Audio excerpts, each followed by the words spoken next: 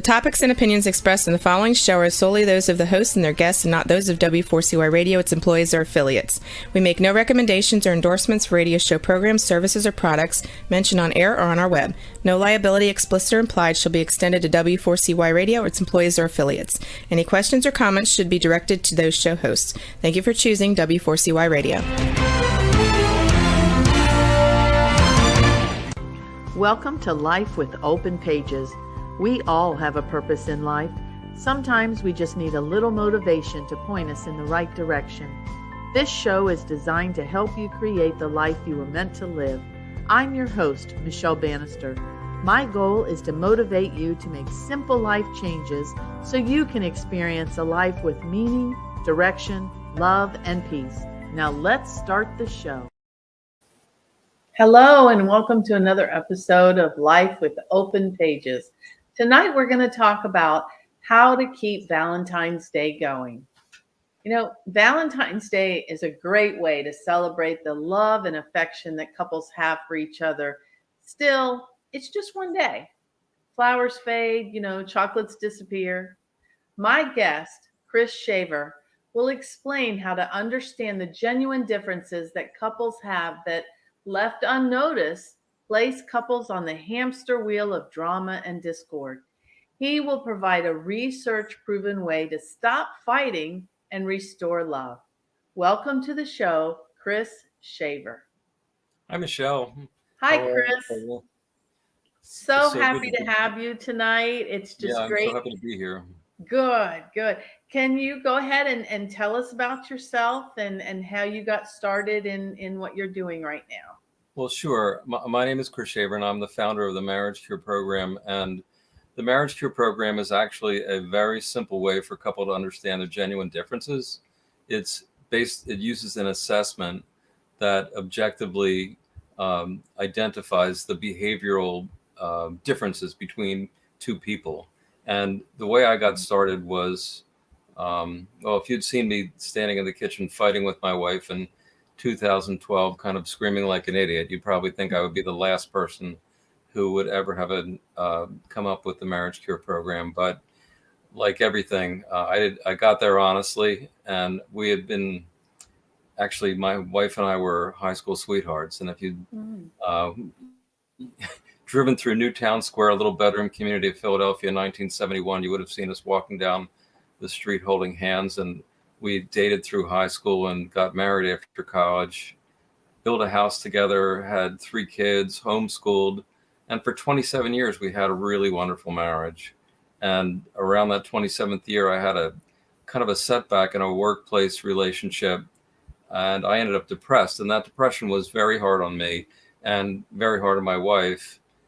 And it seemed prior to that point, we had fights and falling outs like any couple do. But I would say fight was a funny word because most of our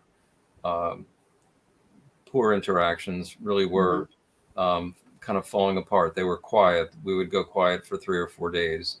But at that 27-year mark, suddenly we started having screaming battles, and they lasted for 10 years. My wife ended up being hospitalized after I lost my job.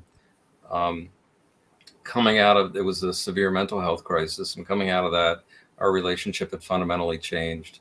And for 10 years, she wouldn't go to marriage counseling, and for 10 years, I spent that time reading books on marriage help and trying to understand specifically what had completely gone awry. And about 25% of marriages end with people who've been married longer than 20 years. And it's usually some sort of event that has done it. And that was kind of the template for us falling apart. But in that process of reading all those books, I really zeroed in on conflict resolution books. And I read literally 100 books. Probably half of them were consumer help books, and half of them were the books that were used to teach therapists and counselors at the college and postgrad level on conflict resolution. And what it was a fascinating body of literature, lots of really interesting things of how to help people negotiate conflict. But every single one of those books started with step one, which was identify the unmet needs in a relationship. And then you can, in a rational way, have a conflict resolution where you're trying to help both parties meet their needs, whether it's compromise or acceptance or whatever it would be. And this was a really strange thing because in the entire body of literature, even though step one was identify those unmet needs, not one book ever listed what those needs might be or told you where you could find them. So 10 years of fighting, flashback to that kitchen in 2012. I just have this, I'm kind of visited by this moment of grace, really. It's the only way I could call it. But I got very still inside. My wife had walked into the kitchen, came home from a shopping trip, and literally within 30 seconds, we had been just toe to toe arguing like idiots. And I knew I was acting like an idiot, but there were this trigger that I couldn't unwind for 10 years. And in that moment of grace, I got still and I saw the behavioral, there were nonverbals primarily, and it was a series of them that tripped me. And it's like a red flag in front of a bull. It was a trigger. And a lot of couples have those triggers. In the business I do, I see them every day, but it was invisible to me. And I stopped fighting. I walked out the door. I told my wife, I can't just do this anymore. And now that I could see what I was doing, I felt like a robot. Somehow this trigger turned me into an idiot.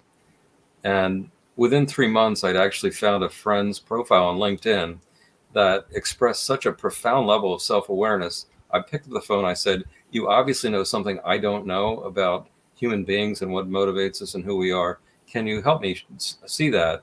And that night I took the professional grade assessment that we use as the basis of the Marriage Cure program. And the next morning he walked me through my results and I was just stunned. First of all, because the Berkman method, which is the professional grade assessment, measures our needs for behavior from the people we're in close personal relationships with.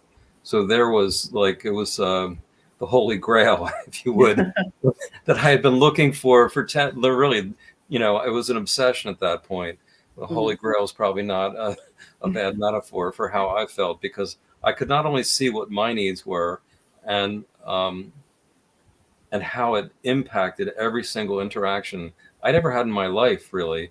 And the Berkman method also identifies the stress behaviors that we predictably fall into, our bad behaviors, when our needs aren't met in the close personal relationships. And it can happen in a triggered way. And it's, suddenly somebody has an explosive temper, or it can happen over time where it's just this erosion where we become no longer ourselves at our best. So stress behaviors. And it was just all there in black and white. I was just literally stunned because it was everything that I wanted to know. And I spent, the 100 books that I had read never came close to addressing it or touching it. Unfortunately, we had been fighting for 10 years and I stuck around in my marriage, really trying to make it work. I did love my wife, but she would never take it. There was too much water under the bridge, and I do understand that. But that soon thereafter, after I saw my Berkman, I switched my entire career to become a certified Berkman consultant. And about 80% of my business has been in the business setting where people are very quick. If there's conflict in a workplace situation and it's, eroding profits or profitability or productivity, people pick up the phone and call me quickly. And about 20% of my business has been with couples, and couples are a tough nut to crack because the research shows that couples will wait 6 years after conflict sets in before they do anything. So most of the couples who have found me kind of word of mouth through a friend or something like that.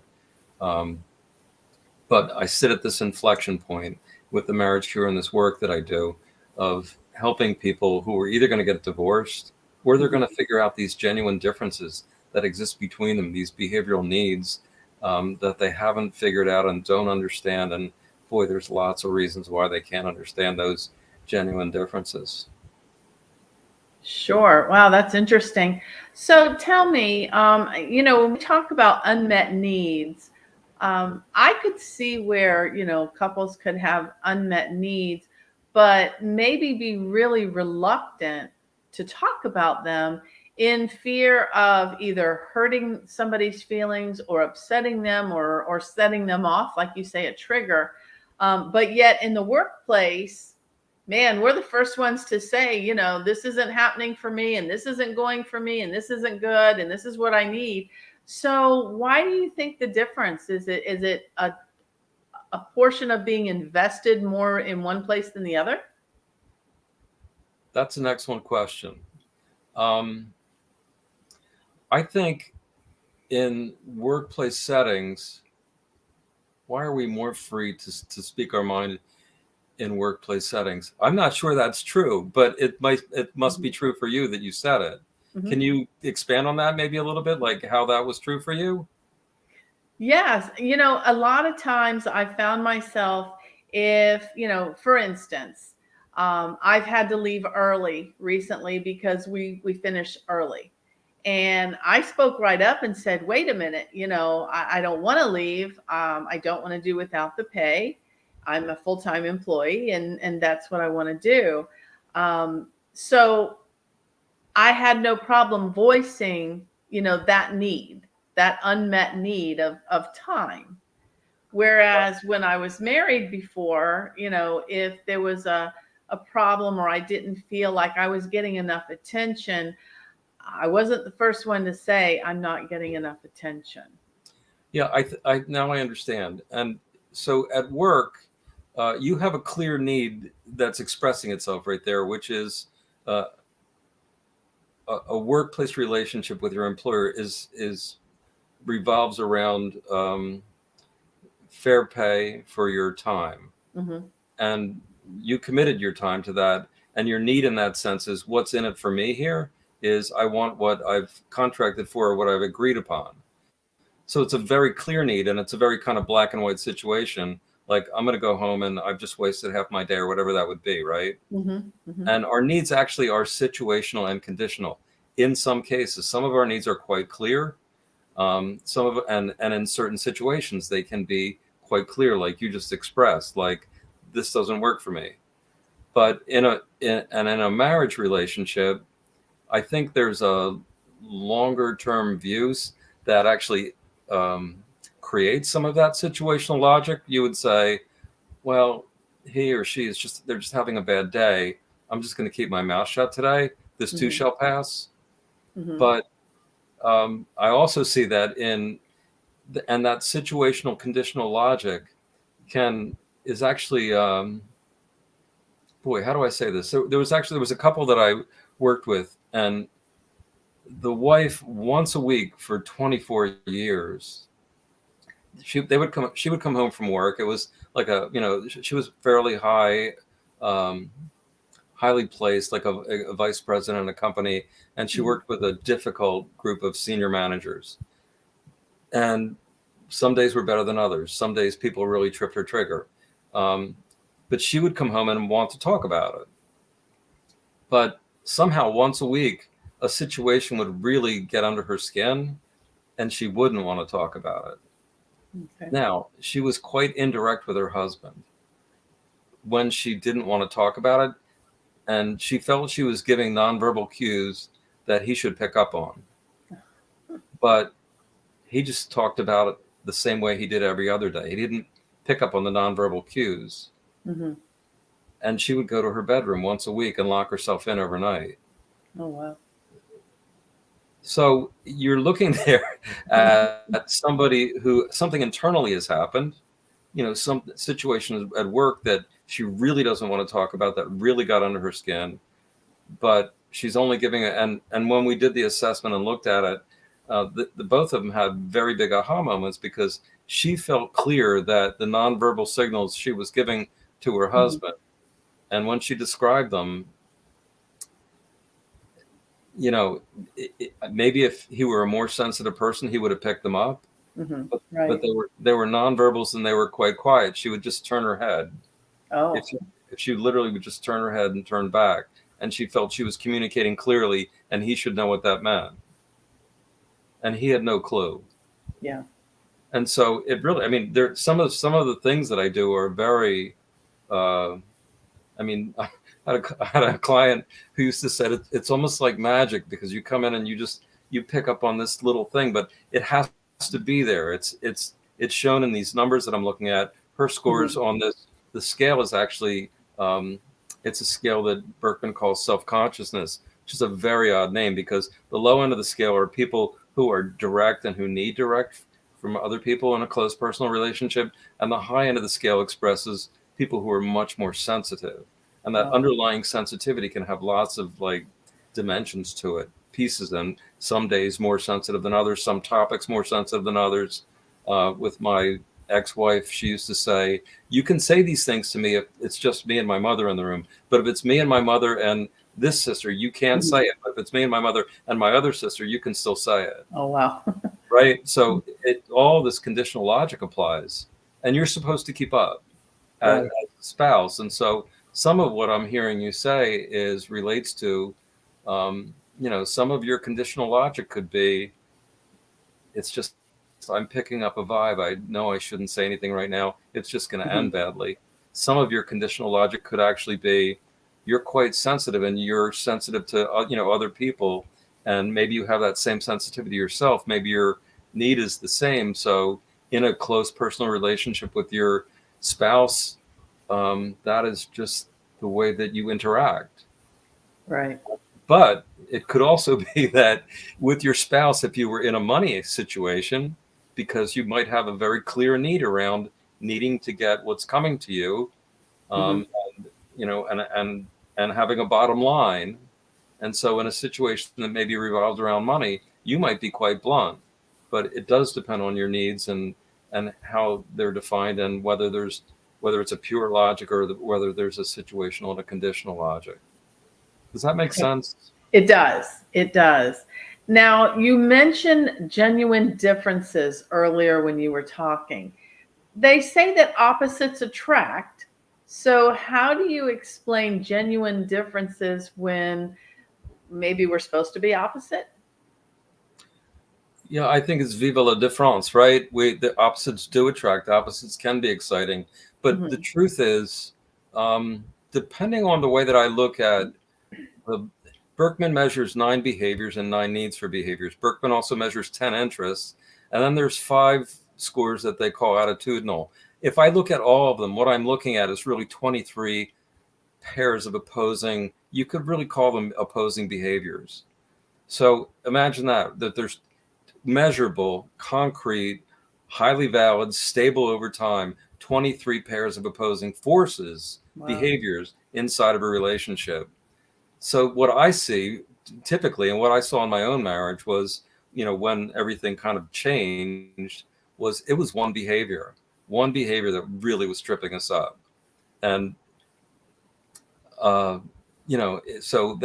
just one of these things can be like the Mississippi River in flood when it gets ahead of steam. So that's the nature of this thing. And often with couples, there's lots of ways that couples fall apart. The research, 35 to 50% of couples of marriages will end in divorce.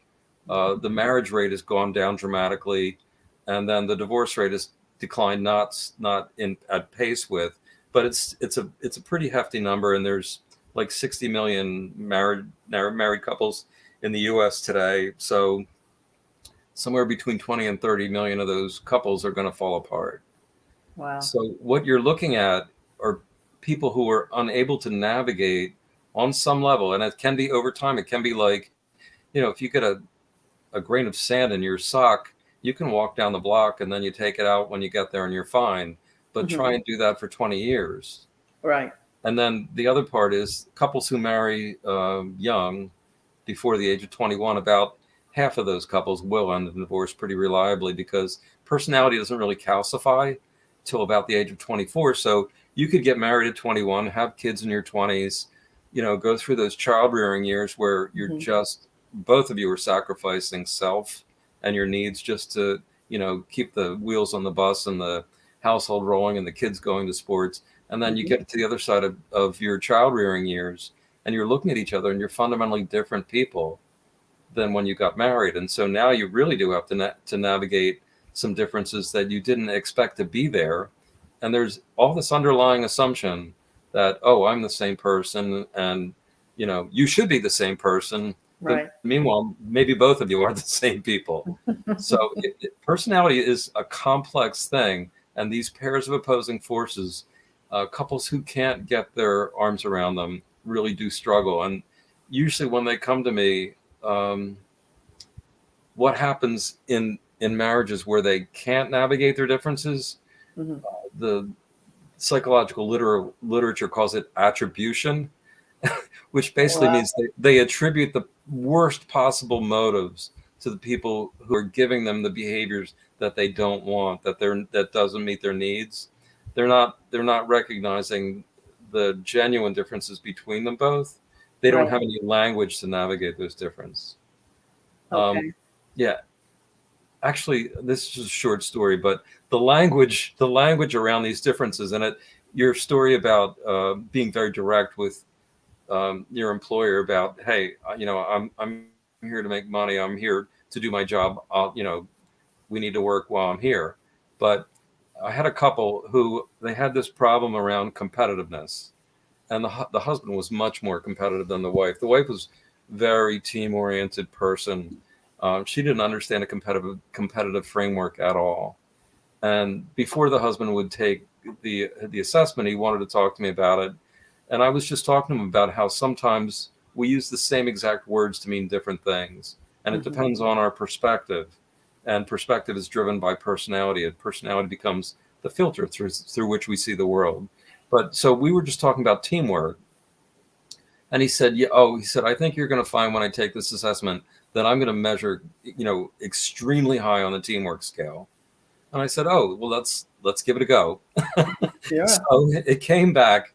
His wife, this scale that measures advantage, people on the low end of the scale. I mean, if you think of like somebody who would join the Peace Corps is on the low end, and somebody who would want to work on Right. Wall Street, it's that level of difference. And kind of the Berkman has primarily been used in Fortune 100 companies, and 70% of the people who've taken the assessment, who work in these large companies, are on the low end of that scale. It's a framework of all boats rise together. I'll do whatever it takes. It's not about Right. me. It's about us. It's about the team. Well, his scores were all the way to the other side, the Wall Street side, which is and it's all about like I'm what's in it for me. I'm going to compete hard. I'm going to give you my absolute best, Mm-hmm. and whatever I get is what I deserve.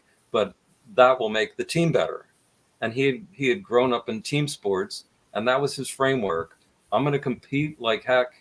I'm going to, and if I scored 20 points and you scored 2, that's only because I earned those 20 points. Well, it's exactly the opposite of the way his wife saw the world, which is we're in this not for you to score points or me to score points. It's to make our relationship work together. The relationship is what we're trying to. So it's just a different framework. But his framework on teamwork was competition. We'll compete together and we'll be better as a result of it. And hers was we'll cover each other's backs. Some months will be better for you. Some months will be better for me. Her framework was honestly, some years are going to be better for you or me. Sure. It can be that way. We have small kids, it's going to be rough for me. I'm going to take it for the team. But just that framework. So the very notion that the same exact words can have, it's almost impossible when you hear it. It's like the same exact words out of both people's mouths will mean exactly the opposite thing.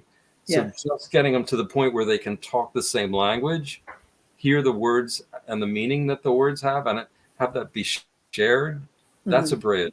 That's the bridge that helps people accept differences. That's one of the things that I do. I'm not sure if I answered your question, but it just took me off on a tangent. I think you did. You talked about 9 behaviors that can heal marriages. Can you give us some examples of those? Yeah, I have a favorite example. I was sitting in the Denver airport on a business trip once, and I had a long layover. I forgot, it was snowing or something. And sitting in those rows of chairs, the back-to-back chairs with the Naugahyde surface, and these 2 women kind of plunked down behind me and started talking loudly. I was trying to read a book, and at first I was annoyed, but then it was really kind of a spirited conversation. So I put my book down and I started listening. And had nothing else to do for 2 hours in an airport. And the one woman started out by saying that her husband was so needy, such a needy man. All he wanted to talk about was feelings, feelings, feelings, feelings, feelings.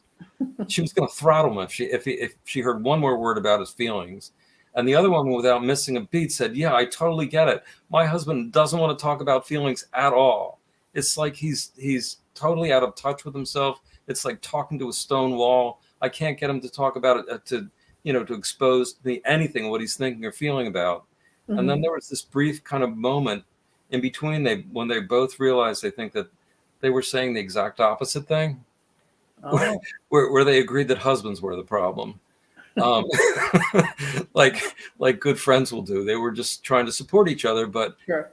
the dealing with feelings, emotional energy is one of those 9 behaviors. And I think that's kind of one that actually in all of the literature for marriage counseling and therapy, that's one need that they understand, that they get. There's 2 of them, Right. and that's one of them. But these 9 behaviors, we've talked about advantage, we've talked about the dealing with feelings, emotional energy. I had another client who and I didn't hear this story until after I'd started working with her, but in her first marriage, this is a social energy. This is another one of these pairs of opposing forces. Well, she was very Mhm. socially outgoing, very friendly, really lovely person, but her underlying need was she only had so much energy, and at the end of the day, she had to come home and just decompress alone or with her spouse. And it was her clear expectation that there would be alone time. Right. And um, this her second marriage, which was falling apart for exactly the identical reason of the first marriage, was in her first marriage she was young and she would come home every night, and her husband would have a group of friends hanging around. And as a young woman, she just thought, this is never going to end. There's like a desperate feeling inside. Needs are not trivial. They're the very Sure. opposite of trivial, and they're not optional, especially when you get them clear, right? And they're not being met. It can start to feel like you're in the desert and you're Mhm. gasping for, just a drink of water. But she Okay. walked out on her first marriage for that reason. And in her second marriage, it was just this strange sequence of events kind of led to the same situation because of the business she and her husband had founded together, Mhm. and how they had to socialize with um, clients frequently. But she found herself in that same gasping place with a husband who had more social energy than her, who didn't mind, going out 3 or 4 times a week with a client just to keep the business rolling. But Wow. she was getting to that same exact spot where her behavior changed. When our needs aren't met, this is one of the profound things about Berkman is when your needs aren't met, it was actually what Roger Berkman did this empirical research into Mhm. people with close personal relationships who'd been together successfully for 10 years. And the basis of the research was the question, why does our behavior change? What causes our behaviors to change? Mhm. Our behaviors actually, what the clear conclusion was, is that our behaviors change when our needs aren't met.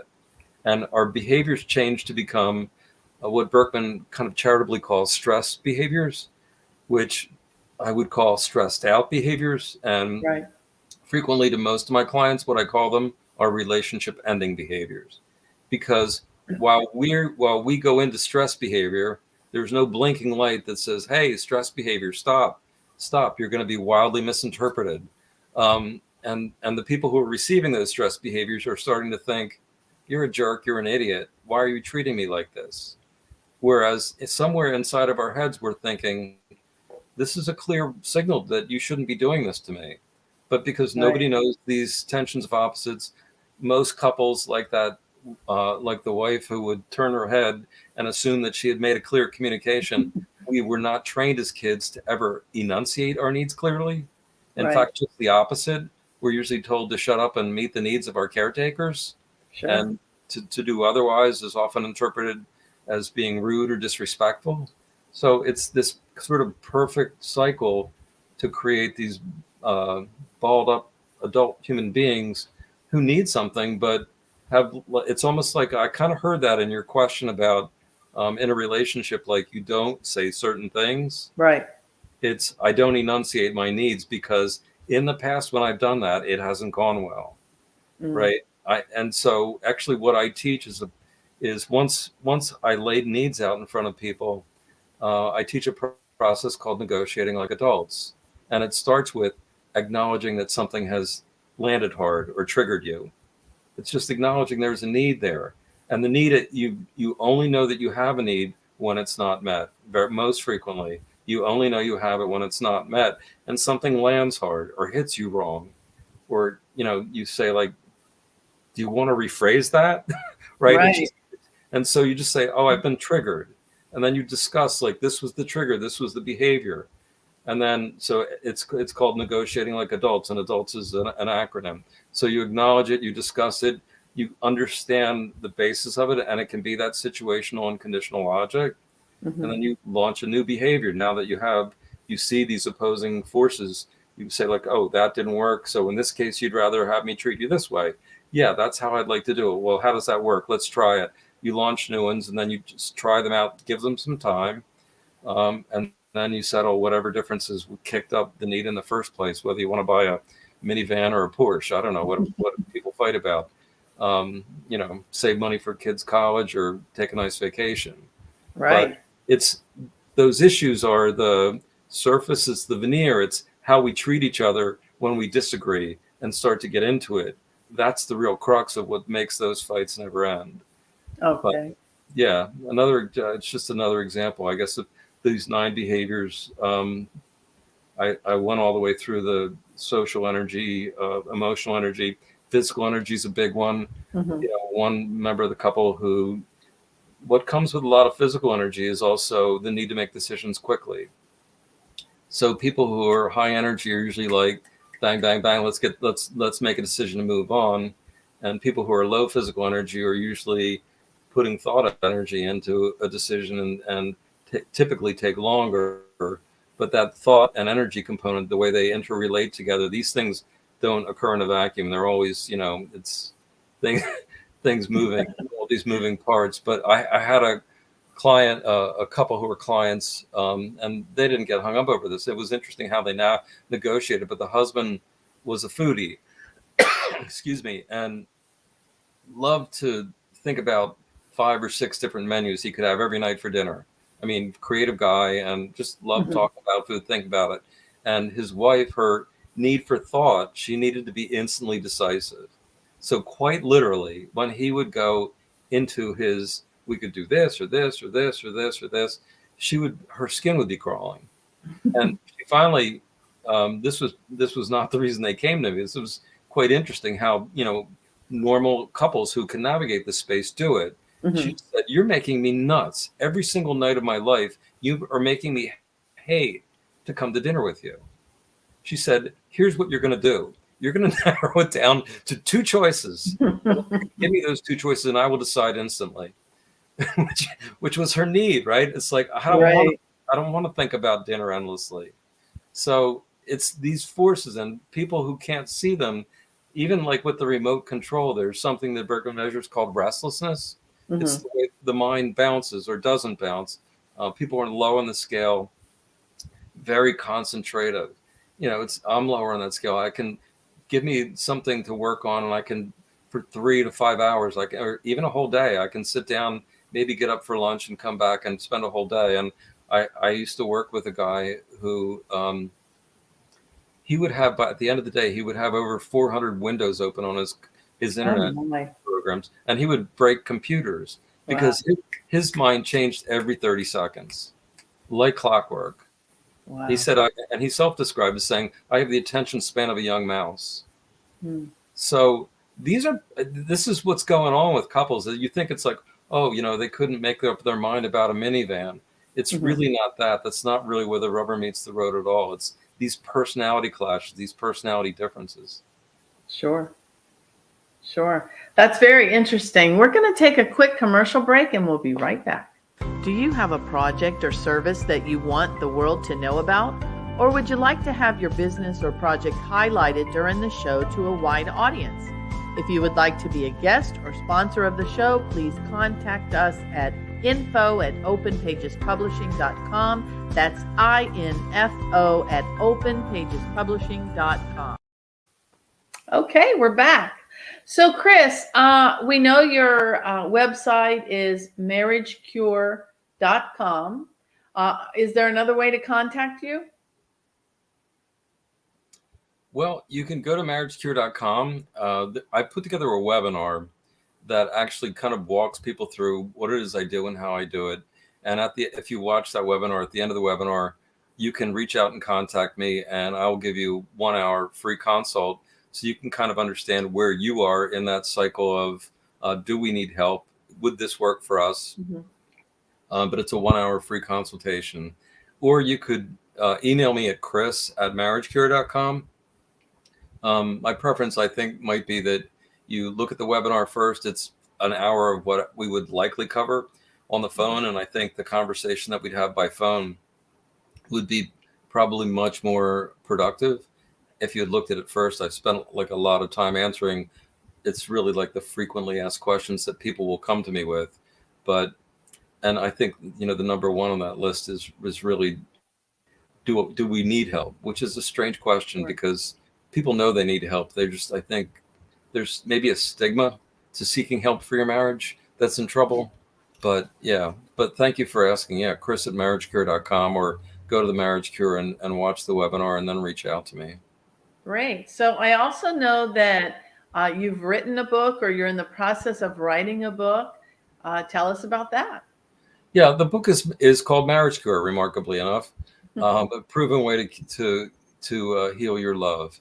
And it's all on the same topic, but the focus of the book, what I realized that I wanted to write about in the book, in addition to just showing people how I came to, do what I do, I wanted to tell them the story of the first couple that I ever worked with, but I also wanted to talk about the mindset shifts that I saw in couples who were successful in using my program.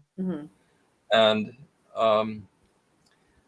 I do want to tell you the story of the first couple I ever worked with, the first married couple I ever worked with. I've been doing work in business settings for a little while at that time, but the actually was a business client recommended that close friends of his take an assessment with me, and he said they'd be very interested.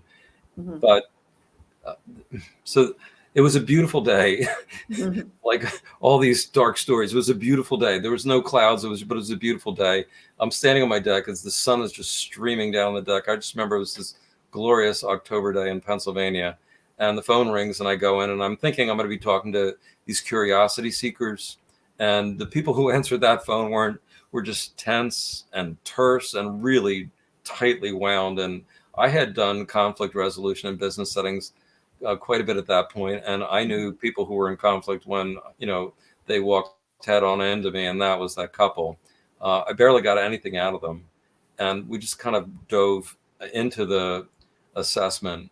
I readjusted my sights to say I'm going to now, instead of just looking at genuine differences, which is something you can readily talk about, I just thought I'm just going to stare at this through the lens of conflict and see what it looks like. And it jumped off the page at me just instantly. And it actually happened that their trigger was along the lines of my own trigger.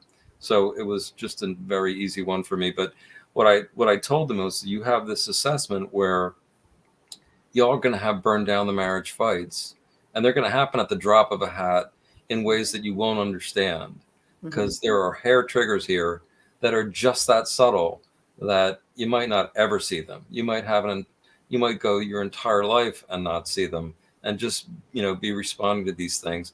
And then I dove into, there are nine behaviors, these 9 behavioral areas, these areas of opposites.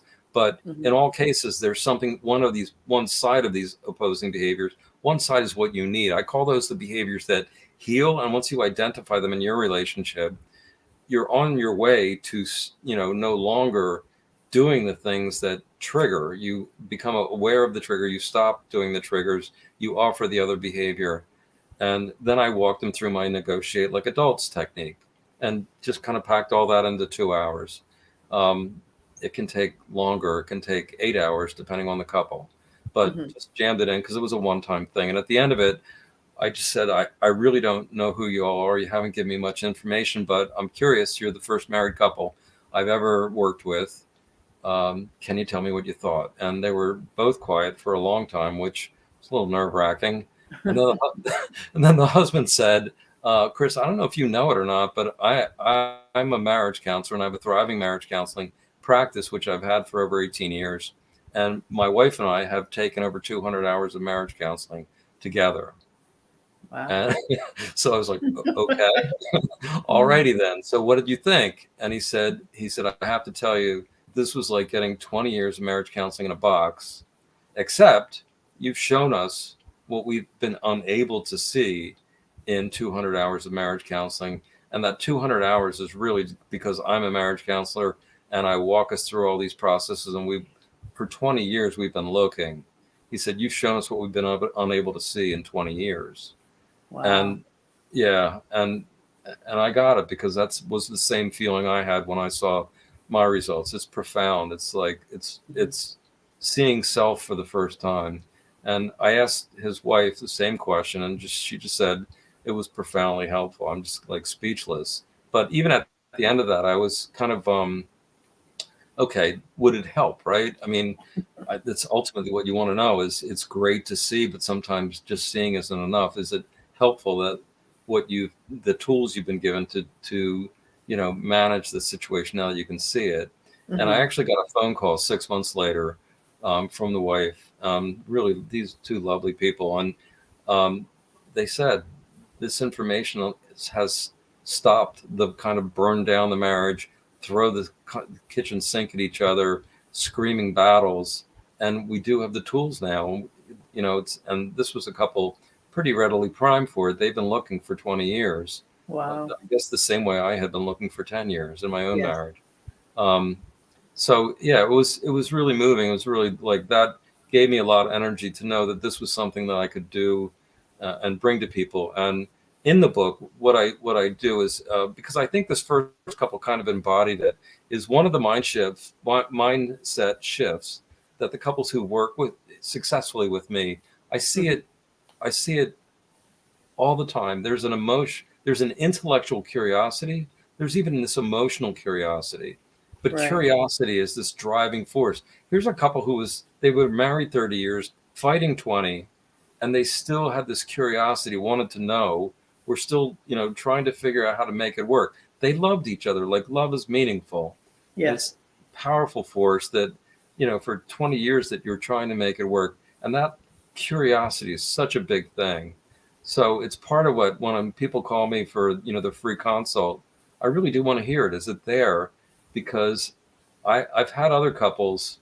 Um, Not every story is a success story, and Right. I did have one other couple who did turn out to be a success. But they came to me, and the husband was open, and the wife. I walked them through the results, and I pointed out it was this woman. The wife was one of the most structured human beings on the planet, and any little, you know, swerve off that structured path was a trigger for her and made her start screaming. Lots of Wow. screaming. I know that most couples don't have screaming fights. At least half of all couples have the kind of fights I used to have in my marriage, which are just kind of falling apart or separating, and intimacy gets cool for a while. But this was just another screaming couple, and she was a hard case. I pointed it to her, and she said, "Yeah, whatever." And but this couple, they had two small kids, and my heart went out to them. So I said, I'll tell you what I'm going to do. I'm going to find you a behavioral therapist in your area, because I can see that you've got behavioral triggers that are going to take a while for you to figure out. You Mhm. can hear it out of my mouth, but it's not something you can do anything with right now. So sort of the opposite of that marriage counseling couple. And I got her behavioral therapist. I got the husband who had been, as a result of these fights, leaving the house and drinking. He had a whole other set of problems, and I found him a therapist. They were 1,000 miles away from me or whatever. And then together they found a marriage counselor. But 3 years later, they're together, and the wife, they are no longer having these screaming battles, and the wife is no longer thinking about divorce, which is about the highest praise I think I could ever get out of that person. She's Yes. a pretty tough cookie. And the husband said he's the happiest he's been in his adult life. So some marriages are pretty far down that track to the bitter end when Mhm. they show up in front of me. But there's this thing, as long as there's curiosity there, and I think there's also this underlying thing that I see consistently is respect. And Okay. respect is an openness to understanding that somebody is different. That's how I would define respect. And our needs are the genuine core, the heart of the differences between us, are who we are inside, who we don't express, what we need from our spouse. These are the things, they're very tender. I mean, I think that was kind of what I really liked a lot about what you said about how there are times you just stay back, right? You stay back because, if you speak something, you're going to hit a tender spot. And that's what these needs can feel very much like inside of us. So, but couples who come to me still have that respect alive. And even if they can't see their needs, and even if they're just, brutishly hammering each other against their needs, there's some core piece that says, I still want to understand you. I still love you. I still want to know you. And that's what I would define as respect. That's the second of the mindset shifts. And honestly, the third one is that people would come to me. They have to have this, it's kind of part and parcel of intellectual curiosity, but to want to come and take an assessment and not do something traditional like marriage counseling, which, marriage counseling involves arguing in front of strangers. So maybe they don't want to argue in front of strangers too. Maybe that's too painful. They just want to cut right to it. So it could be people, or people who've taken a lot of assessments at work and understand the value of them. But there's that willingness to take an assessment that is part of it too. These are the topics that I'm covering in the book.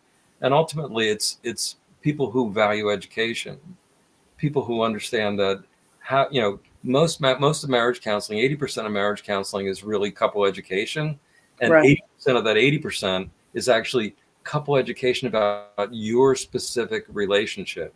Why is it not working? What parts and pieces aren't working?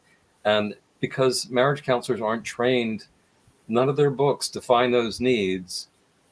That's one of the reasons why, it's just, I don't know if you've ever known anybody who's gone to marriage counseling, but the people who I've spoken to, it's torture for them because they're arguing in front of the marriage counselor who may or may not be objective. And it takes a long time if they can find those needs. And still, they've been arguing now for, like that couple, the marriage counseling couple, 200 hours of marriage counseling, and they still couldn't. That's crazy. Yeah. So people who want a quick, objective way to, take the temperature, to understand the core needs, have a, very objective way to negotiate between each other and a language that allows them to talk with each other instead of at each other. That's to be, and it's not everybody. I get it because it's untraditional. So people have to come to grips with that. And I think the last part is the costs, which are more expensive than marriage counseling. And I don't know, people always say, how much are you? And I tell them this story. I don't know if you've ever heard it. It's a story about a cruise ship that was stuck in port and the engine wouldn't go. And no mechanic could fix it. Nothing when they did worked. And somebody said, I know this old sea captain who's, out on the ocean for years, and he's supposed to be pretty good with this kind of thing. So they called him in, and he came in and he had a little case with him, and he took a hammer out of the case, and he's standing at the engine. He's peering around, and he taps it, and he said, try it now. And the engine started. And they got out of port. They didn't have to take all their passengers off and, spend thousands of dollars. But he sends his bill in, and it's $10,000. And the owner of the cruise ship company calls him up and he says, this is a lot of money. He said, I'd like to see this bill itemized. He said, you were only there for 5 minutes. And the cruise ship captain sends back another bill, and it says $1 for the hammer tap, $9,999 for knowing where to hit the engine. That's good. And I'm only half that price. Right. So, but it is objective. And I think that's the thing. It's objective, and it's fast, and it's a proven process. The negotiating like adults is really a world-class negotiating system because it's based on identifying the needs and then negotiating to get the needs met. And every single proven negotiating system on earth begins there. And my program is the only place you can do that. Wonderful. So, yeah. Chris, I hate to cut you short, but we were out of time. I appreciate you coming on the show. We thank you for all your wonderful information. If you want to get in touch with Chris, it's marriagecure.com or chris@marriagecure.com. This is Michelle Bannister reminding you to start today and live the life you were meant to live. Thank you, Michelle.